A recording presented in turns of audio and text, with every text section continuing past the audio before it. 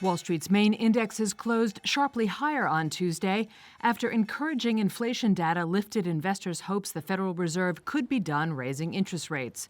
The Dow jumped 1.4%, the S&P 500 added 1.9%, and the Nasdaq soared nearly 2.4%.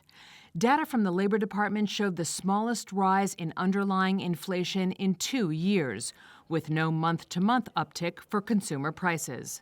But Lisa Erickson, head of public markets group at U.S. Bank Wealth Management, says that while the Fed may feel a, quote, sense of relief, the battle over inflation may still not be over. If you look at today's number, while very positive both in the core and headline numbers in terms of price pressures, you also see that the absolute numbers were still higher than the Fed's 2% target, around 4% for core and still in the threes for headline. And so there still is some way to go. So again, a positive report in terms of potentially making the pause in the Fed rate rises come a little bit sooner, but not conclusive.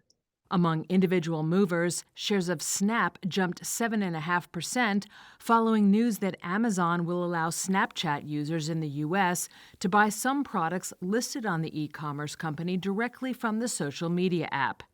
Home Depot gained nearly 5.5% after the home improvement chain beat quarterly profit estimates. Also outperforming the broader market were shares of Tesla, which jumped more than 6%. The small-cap Russell 2000 index and rate-sensitive S&P 500 real estate sector both added more than 5%, while the utility sector rose nearly 4%. All three registered their biggest daily percentage increases in a year.